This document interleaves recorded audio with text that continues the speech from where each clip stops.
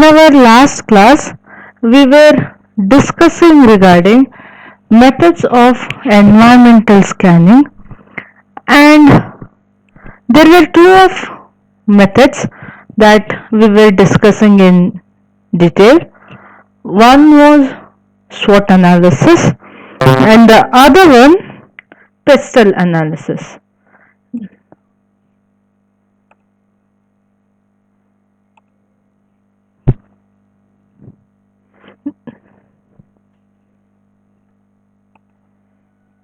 Now, SWOT analysis, we had seen it in detail.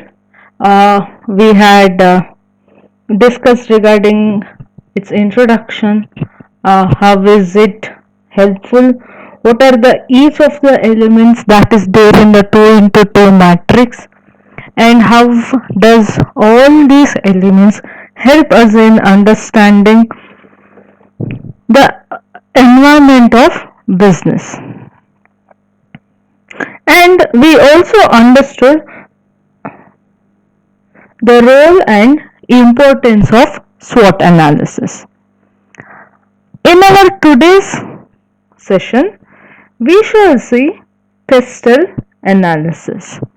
Now, to speak about PESTLE analysis, it stands for political, economical, social, technological, legal, and environmental analysis.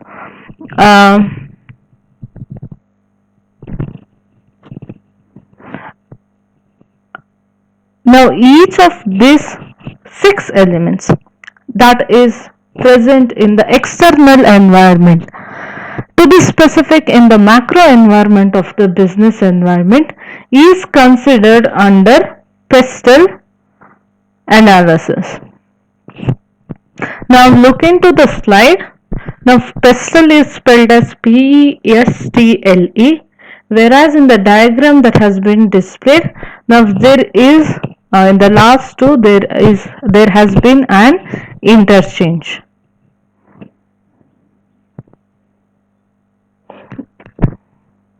Now when we speak about social here, remember it shall include social and cultural environment as well.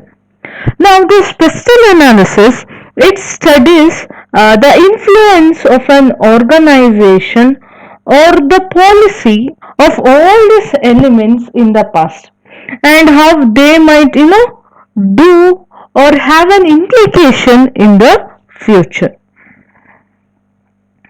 Now if we see each of the element, when we speak about political environment, there includes maybe current legislations. It does include how might legislation probably change in the future. Now when our organization would be analyzing the environment based on the data, based on the information that get, to some extent they can always predict how things might change in the future, and based on what they think might happen, they will be preparing their business for facing all such situation that they'll have to face in the way of doing business. Now political environment shall also include regulatory bodies and the processes that are to be completed while doing business. It does include government policies. Now there shall be government terms and changes that happens. And mainly when we speak about corporate sector, it shall also include trade policies. And some of them has been mentioned in the slide. Where in which they are telling that it includes government policy, and yes, political stability does have will always have an influence over how things might change in business organization. Now political parties normally they change once in a while, and each of the political parties will have their own ideology. Based on ideology, the rules and regulations might change, and when things change, it might be helpful for a business organization or it might pose a challenge. So that is when political stability becomes important for a business organization, and it does include foreign trade policies, the tax policies, labor law. All these are example for what we call as legislation. Now, corruption they have mentioned, but it is a very wide topic to be discussed. Yes, it might exist or it might be coming in the way of doing business, but then that particular element or but that particular topic is a very wide area of discussion which does not come in the purview of this particular subject. So, yes, knowing that it is fine, but let us not go deep into that. The next one we have is economic environment. When we speak about economic environment, yes, it includes economic situation and the trends how the economy is doing of a particular country. It also includes these taxations that would be put up on the products. It includes the market cycle, the trade cycle, and also, when we speak about business, the specific industry factor in which the business is being done, the customers, the interest rates, the exchange rates, inflation, what is the disposable income, the unemployment rate. Now, these are the quite a few elements that shall be included in economic environment. See, these elements, naming it is, yes, fine, it is necessary, but what you will have to understand is that how each of this element is going to affect your business organization. Now, for our business organization, that is something what is important. Knowing the elements is fine, that is a part of it, but how these elements are going to affect is what becomes important. For example, let us take disposable income. Now, income and disposable income are not one and the same. Disposable income represent that part of a individual's income which he can spend on things. After certain there is a lot of things to that. If you are interested, please go and see what is disposable income and how is it different from the income that an individual earns. So now the more the disposable income the people have, the more shall be helpful for the economy, as they would spend and as it would help run the economy in a better way. If it happens that the disposable income is less, then definitely it is going to have some kind of negative effect. So this is something that we'll have to understand. So the third one in that regard is social element. Now, when we spoke about social, it does include social and cultural element because it goes hand in hand. Because society influence the culture and the culture influence the society back. That is how it normally works. Now, when we speak about social, it includes lifestyle changes. It includes demographics. Uh, it includes attitudes and opinions of people, the brand image, the competitive technology that is there, the consumer buying pattern, the ethnicity that is present in certain economy, the religious factors, and all the factors that has been mentioned here. Lifestyle attitudes, health consciousness, cultural barriers, safety emphasis. Now, for example, let us take health consciousness. Now, if we consider one of the product, and it now here this is just an example. Now, I'm not trying to point out on anybody or that telling that who is good or who is bad, but this is now normally how it happens in the market. Now, take into consideration one of the snacks maybe. Now, if it is a snacks which is based on by producing with the help of oil. Now, the more the fat it is, maybe it is not acceptable in the Western countries. But we can very well or manage it finely if it is in India. So, people are more health conscious in the Western countries if we observe than in our country.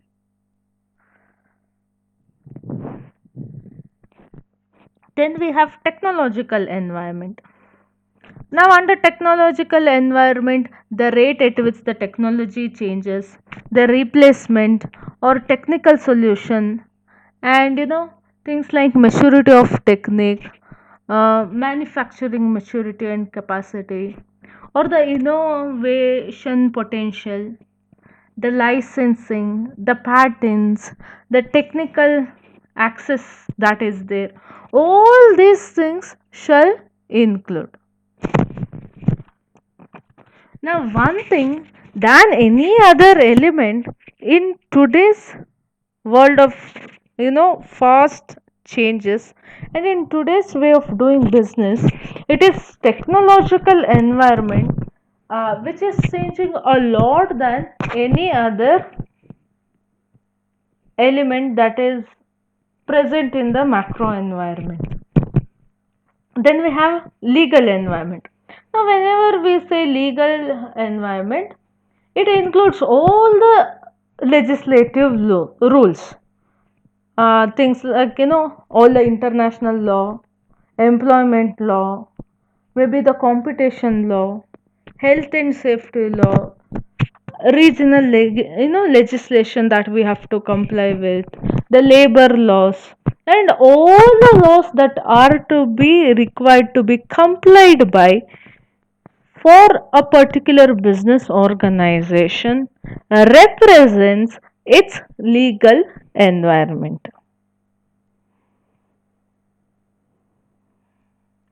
And the last element in the PESTLE analysis that we have environment. Now, here when we speak about environment or in the PESTLE analysis, the E represents here the natural environment that we speak. Whenever we tell business environment, it represents these six factors, that is political, economic, social, technological, legislation, and environment. And here when we tell environment, that represents the natural environment that we have. Now here things like climate, the weather, the ecological balance, the environmental issue, the impact that is business organization is going to have on environment, all these things are considered. The environmental legislation, how much energy is consumed by the business organization or what we call as energy consumption, and even things like how will the business organization manage with the disposable of waste or what we call as waste management or waste disposal management. All these things are considered under environmental factors. So, as I said earlier, once again I'll tell. See, these are elements. Yes. So, what is expected of you is you will have to know how these elements shall affect your business. That is what is important for you as a head of the organization or a CEO of the organization, or even when you present your answer in your paper. Don't spend your time behind telling what are the elements. Yes, maybe you can give it example, maybe two or three, but try telling how it is going to affect your business organization. That is what you will have to do. Now, why should we understand this PESTLE analysis? What is so important of it is the question. Now, the advantage of this tool is that, excuse me, It encourages management, especially in management being proactive in nature, and thereby it helps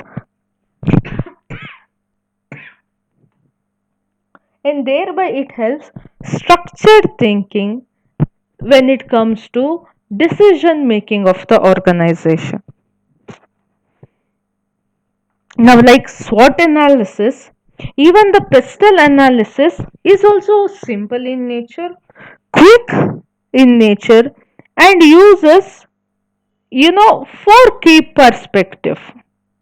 That is to tell that yes, there are six elements, but when it is PESTLE analysis, it has its origin from PEST analysis. That is PEST, which involves identifying the political, economical, socio-culture, and technological influence on an organization.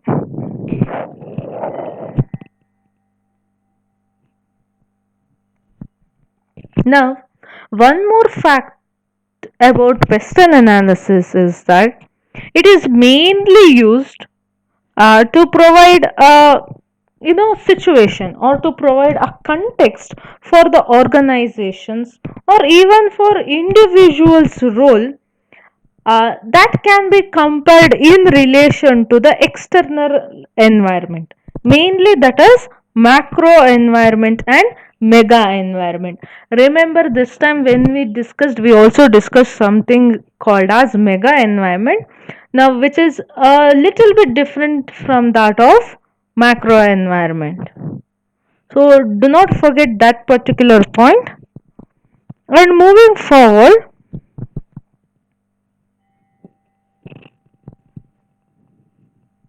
now here under PESTLE analysis, we have included six of the elements.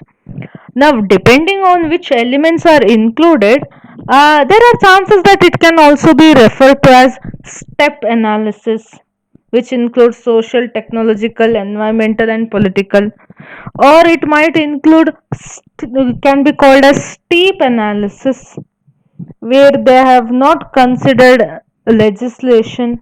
It can be also called as PESTLE or LEPEST.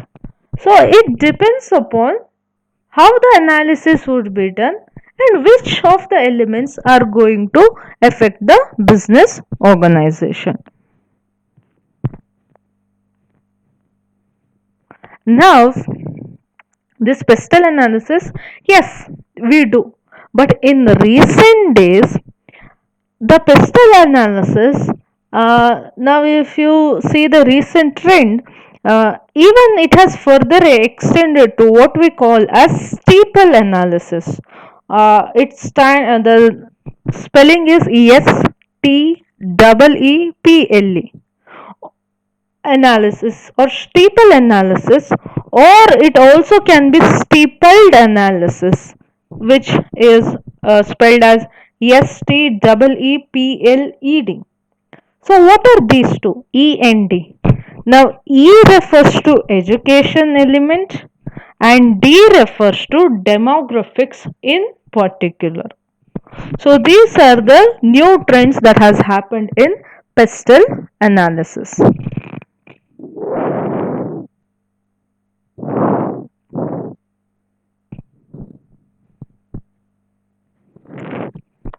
See, now uh, we have studied SWOT analysis. We studied PESTLE analysis. Now, if our organization does these both analysis, now what is your opinion? Which of the analysis has to be done first? Whether the organization has to do SWOT analysis first and then carry out PESTLE analysis, or whether the organization should begin with PESTLE analysis and once after that they'll have to do SWOT analysis. Now this is something that we'll have to know. Now remember this, PESTLE shall always be useful for the organization before the organization does its SWOT analysis, and it is never the other way round.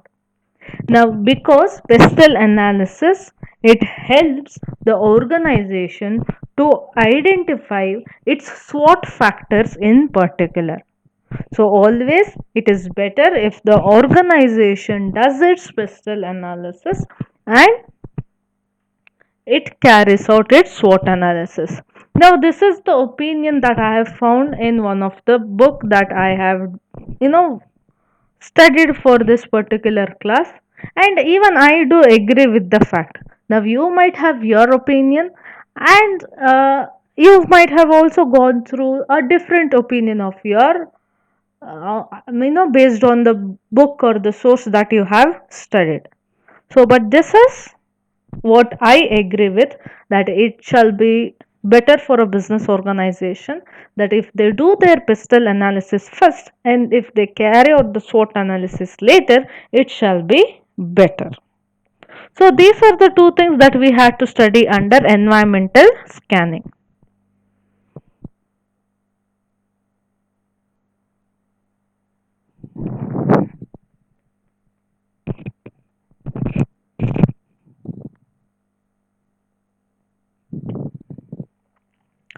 So the next thing that we'll have to know is that yes, business does this environmental scanning so that it can do business in a better way. But even in being, making something good for the organization, there might be chances that the business might do it in a wrong way. Maybe knowingly, maybe unknowingly, maybe because of lack of experience, maybe it is new to the business. The reasons could be anything.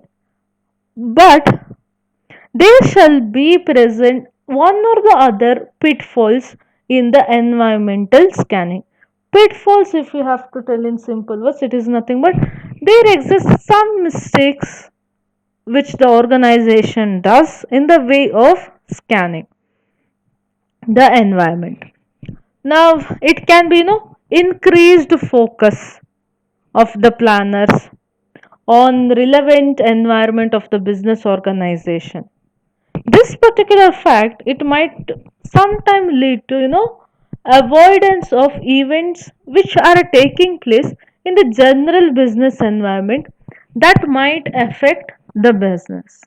That is to tell, we when we were discussing PESTLE analysis, we spoke that based on what are the elements which are going to affect the business organization, there are chances that some of the business organization might skip few things. Some others might add some other elements which are important for their business organization.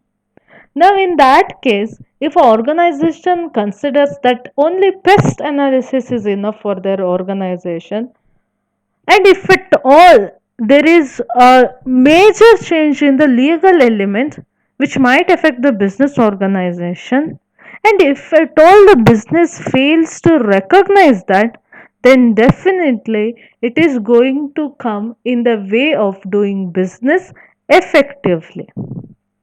So, that is one of the pitfalls that can be present in environmental scanning.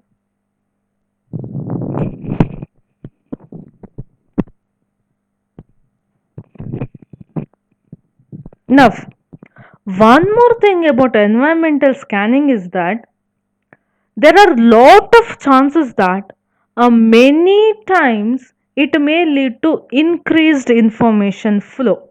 That is to tell, the company might have more information than what is actually necessary, and it creates what is called as information overload. Now, this information overload is definitely, or it is further going to delay the timely actions. And because the actions cannot be taken on time, definitely it is going to lead the business organization to a state of paralysis of by analysis. That is because the organization is doing too much of analysis, maybe it results in the organization not taking decisions on time.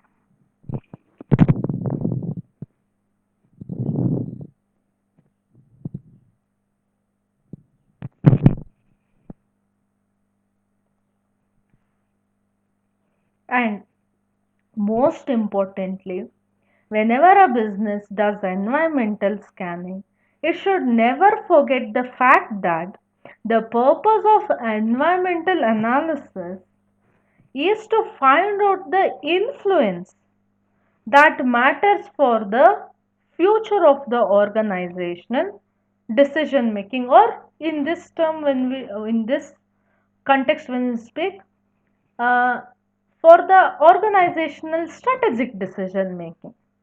Now this is the main purpose why environmental scanning is done, and not even for a one particular time the organization should lose the purpose for which it is doing environmental scanning, and also that environmental scanning should not be done for any other case or any other purpose other than this purpose. So the purpose is, I'll repeat again, the purpose is to find out the influence of the environment that matters for the organization's strategic decision making. Neither it should be forgotten, nor does environmental scanning should be done for any other purpose than that of this.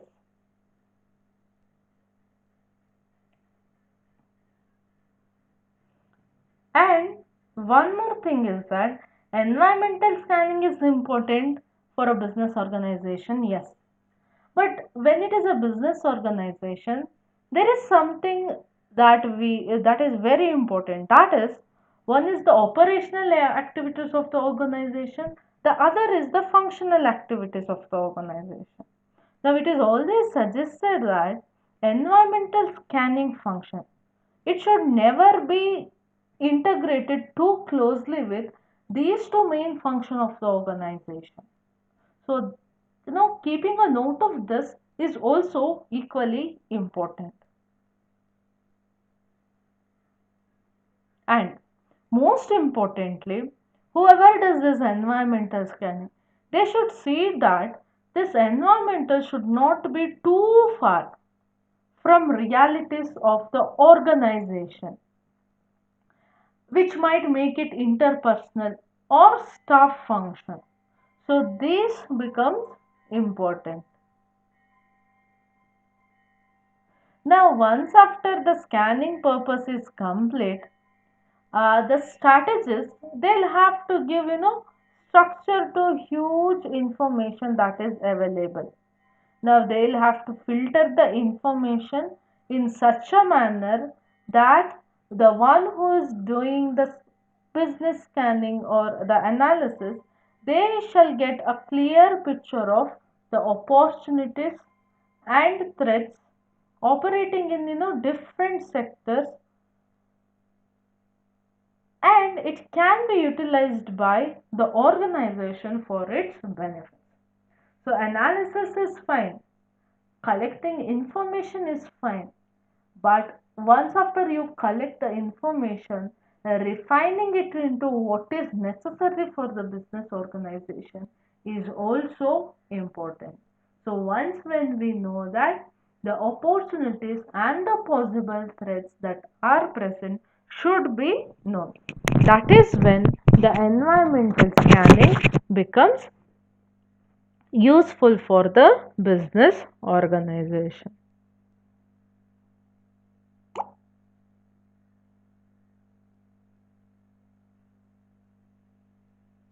So now to speak, now that is for the all this was for environmental scanning. So whenever we tell environmental scanning, it refers to studying both internal and external environment, and especially the analysis of it and its impact on the business opportunities. Now, if we have to tell it in one sentence or in briefly, environmental scanning is something which provides a broader perspective, especially to the management and planning department, to plan the strategies and formulate plans in organization.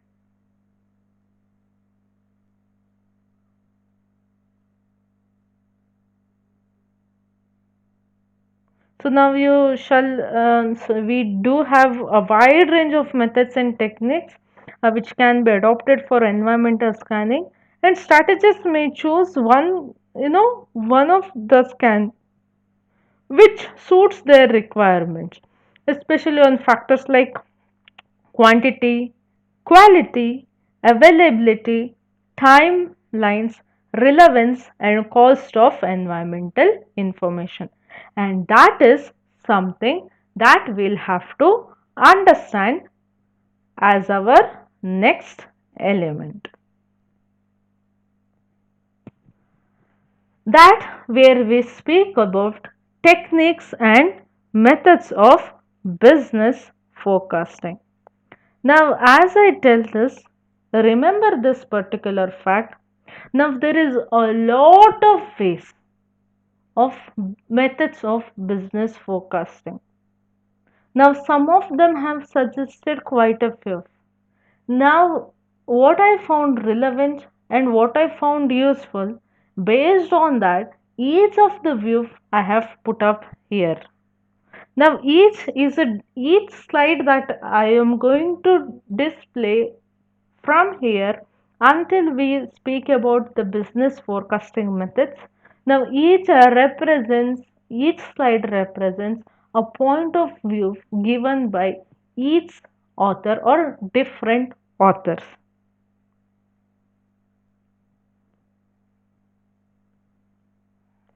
But before starting that, we shall see, the normal methods.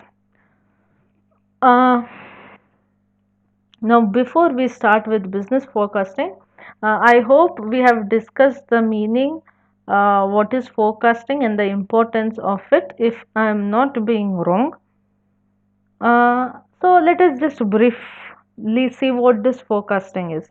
Now, forecasting, as any other element that we have discussed, is also important component of business management. Now, it is essentially a technique wherein things are, and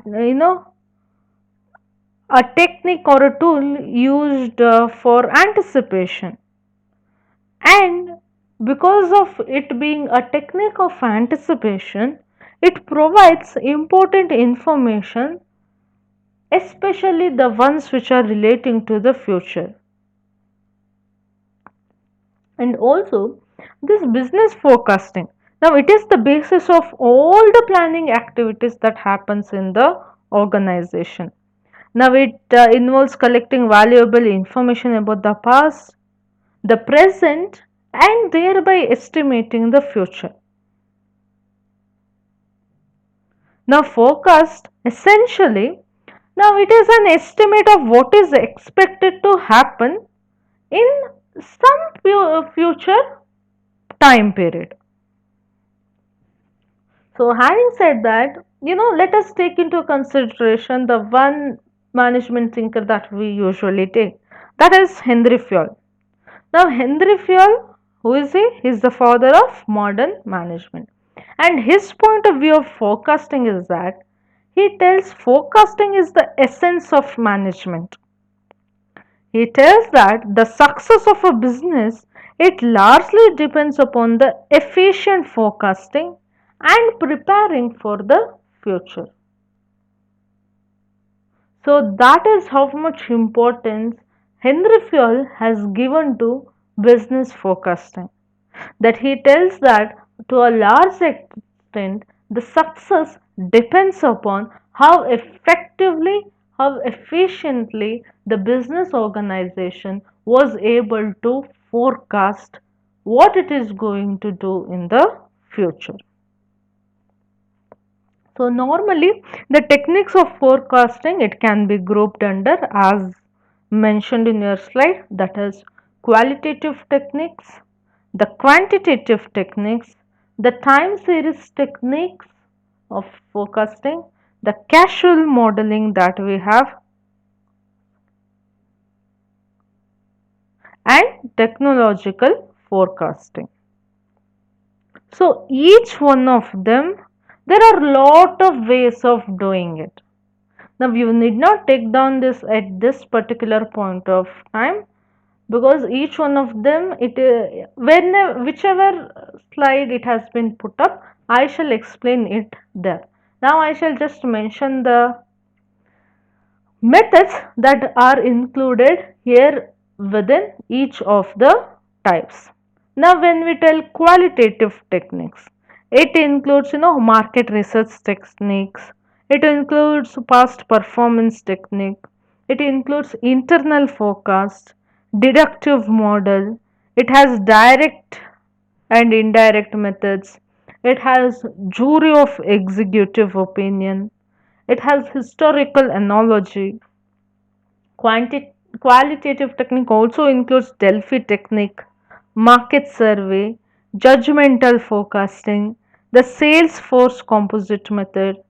It has user expectation method. It has brainstorming. So these are quite a few of qualitative techniques. Now if we have to speak about quantitative, we see when it is qualitative, here normally it cannot be represented in terms of numbers. It is always represented, or most of the times it is represented in the point of opinion or views. That is qualitative techniques. Quantitative techniques, it can be represented in terms of numbers. We have business barometer methods, we have trend analysis method, we have extrapolation method, we have regression analysis method, there is economic input output model method, econometric model, we have expectation of consumer is there, input and output analysis is there. So these are quite a few quantitative techniques. Now time series, definitely that is one of the main time series techniques of forecasting is trend projection. We have moving average, and we do also have exponential smoothing. And when we speak about causal modeling technique of forecasting, we have regression analysis. It also includes econometric model, and also economic indicators are included there.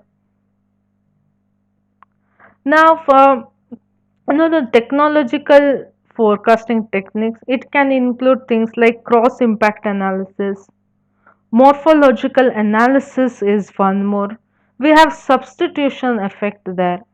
So these are normally what is being used. Other than this, also there are things like direct method of forecasting, indirect method of forecasting, joint opinion method. There is scientific analysis.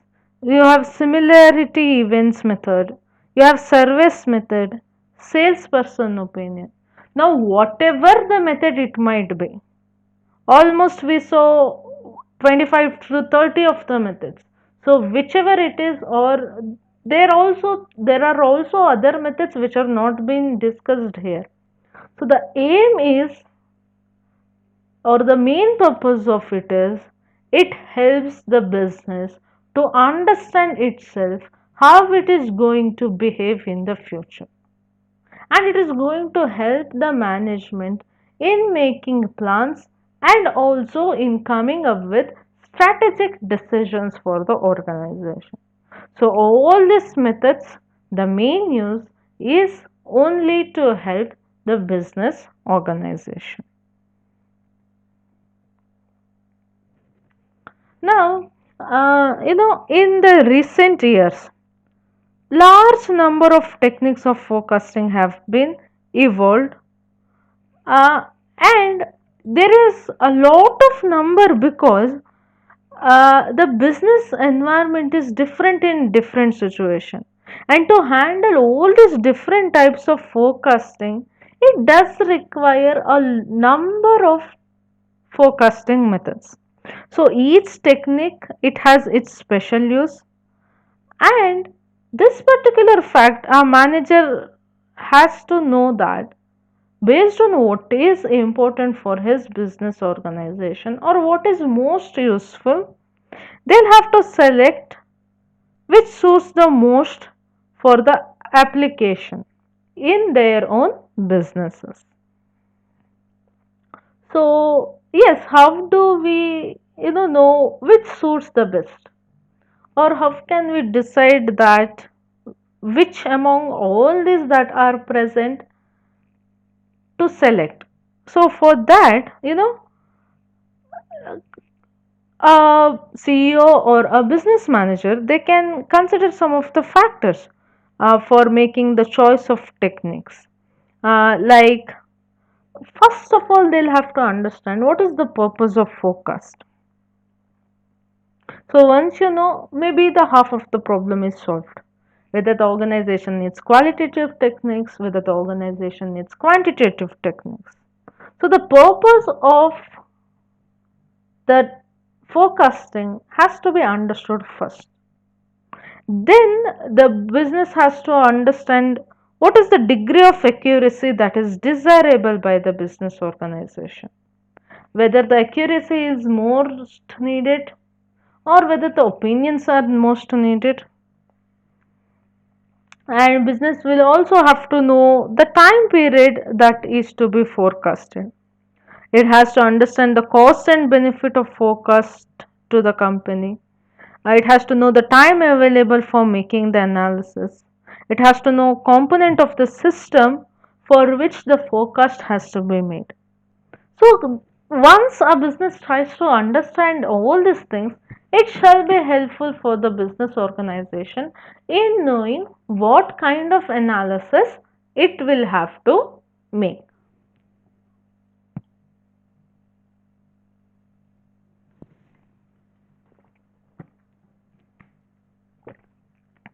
So now from all that we saw, let us now take this 12 of the methods, and these 12 methods that has been taken, it has been divided into qualitative techniques and quantitative techniques.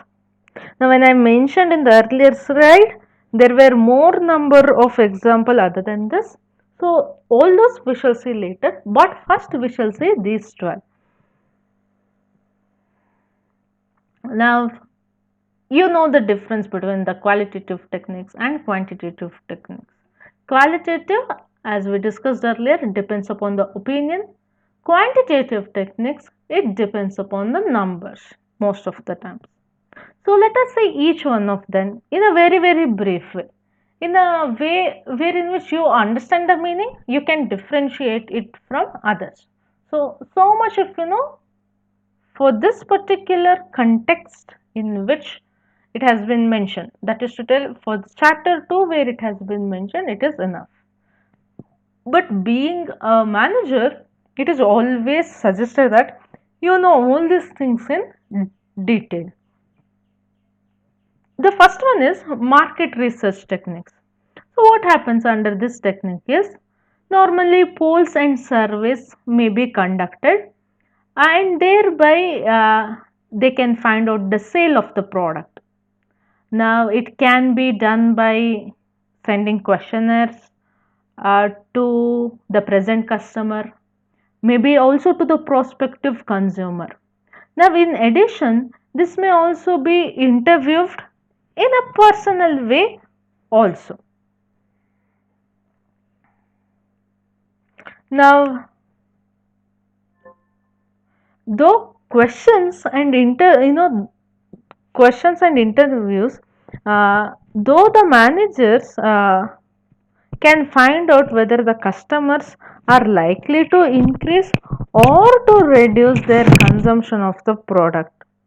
And if so, that is to tell if they might increase, they might decrease. So, whatever it is, by what margin they are doing this, they can understand this also. So, and hence this method is somewhat costly and also it is time consuming. The second one is past performance technique. Now this particular method, it is self explanatory. Now in this technique the forecasts are made on the basis of past data. So this method, it can be used if the past has been consistent and that the manager expects that future also will be resembling the past. When that is the situation, this technique is the best. Then you have internal forecast. So here it is an indirect way of doing things. So here indirect data are used for developing forecast. That is to tell, we can take an example. For developing sales forecast, maybe each area sales manager, they may be asked to develop a sales forecast for their particular area. Now, the sales manager, who shall be in charge of many sub areas, they might ask his salesman to develop a forecast for each of the sub area in which they would be working. So, like this, it goes on, and on the basis of these estimates, the total sales forecast for the entire business organization can be developed. So that is internal forecast. You're not asking anybody outside, but within the organization you are doing. The regional manager might ask the sub-regional, the sub-regional might be sub-departmental, and it goes down to the salesperson. And the information shall be collected back. Then we have deductive method. So now in deductive method, investigation is made into the cause of the present situation and also the relative importance of the forecast, which would have influence on the future volume of the activity of the business organization.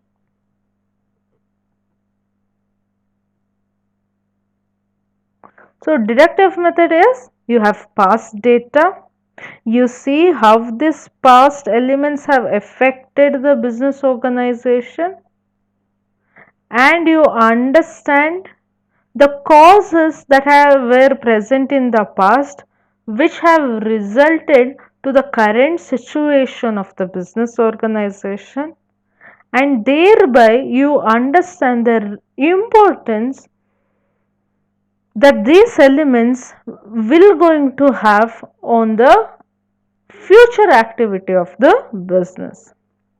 So the main feature of this method is that it is not guided by the ultimate end, and it always relies on the present situation for looking into the future. Now this particular method or deductive method, it is more dynamic in character compared to other methods. Now we have direct versus indirect methods. Now in this case of direct method, the different subordinate units which are present in the departments, they prepare estimates and the company takes the aggregate of these departmental estimates. So this method is called bottom up method. And on the other hand, in the case of indirect method of forecasting, first estimates are made for the entire trade or for the entire industry, and then the share of each units of that industry is ascertained. So this method is called as top down method of forecasting. So the top down method is indirect method, the bottom up approach or the bottom up method is the direct method. And then we have jury of executive opinion. So here under, what management does is that it shall try bring together the top executive of all the different functional areas that is there in the business organization.